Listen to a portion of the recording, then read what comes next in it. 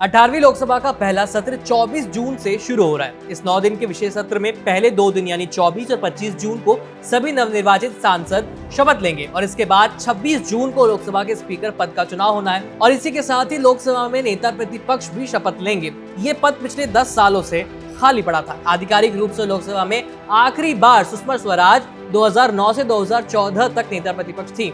नियमों के मुताबिक नेता प्रतिपक्ष बनने के लिए लोकसभा की कुल संख्या का 10% यानी 54 सांसद होना जरूरी है।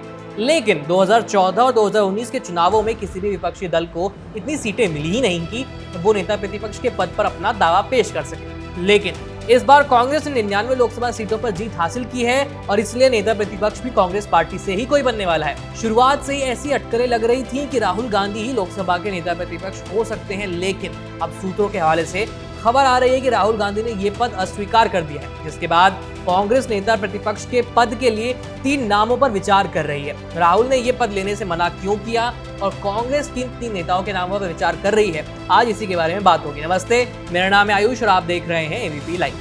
जहां एक और कांग्रेस की वर्किंग कमेटी ने सर्वसम्मति से नेता प्रतिपक्ष के लिए राहुल गांधी के नाम को फाइनल कर दिया, उस पर ठप्पा लगा दिया है। वहीं सूत्रों के हवाले से ये पता चल रहा है कि राहुल गांधी ने इस पद को लेने से मना कर दिया है। सूत्रों के मुताबिक राहुल गांधी का कहना है कि वो पार्टी और कांग्रेस के संगठन को मजबूत करना चाहते हैं और इसीलिए वो नेता प्रतिपक्ष के पद को स्वीकार नहीं कर सकते।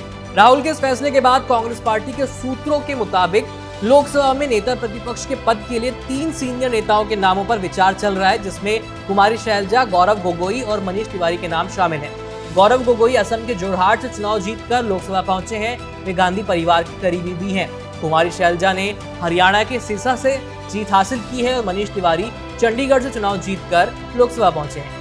वैसे इस चुनाव में बीजेपी और कांग्रेस के बाद तीसरे नंबर पर सबसे ज्यादा सीटें हासिल करने वाली पार्टी है समाजवादी पार्टी। अखिलेश यादव की पार्टी के पास लोकसभा में 37 सांसद हैं। ऐसे में सवाल उठता है कि क्या कांग्रेस के अलावा किसी और विपक्षी पार्टी से भी लीडर ऑफ अपोजिशन बन सकता है। इस पर राजनीति के जानकारों का कहना है कि अगर राहुल इस पद को स्वीकार नहीं करते हैं और कांग्रेस भी राहुल के अलावा किसी और नेता को नेता प्रतिपक्ष नहीं बनाती है तो फिर ये पद खाली ही रह जाएगा, क्योंकि एक्ट के मुताबिक कोई और पार्टी इस पर दावा पेश नहीं कर सकती, क्योंकि इंडिया अलायंस में कांग्रेस के अलावा किसी भी पार्टी को 10% सीट हासिल हुई ही नहीं है। जब तक कांग्रेस आधिकारिक रूप से नेता प्रतिपक्ष के नाम की घोषणा नहीं कर देती, हम तो कुछ भी नहीं कह सकते, लेकिन उम्मीद तो यही कर रहे हैं कि राहुल गांधी ही नेता प्रतिपक्ष का पद स्वीकार कर लेंगे, क्योंकि कुछ समय पहले प्रियंका गांधी ने भी राहुल की वायनाड छोड़ने के बाद वहां से चुनाव लड़ने के लिए मना कर दिया था। उनका ये कहना था कि वो यूपी में कांग्रेस को मजबूत करना चाहती है, इसलिए वायनाड से उपचुनाव नहीं लड़ेंगे। लेकिन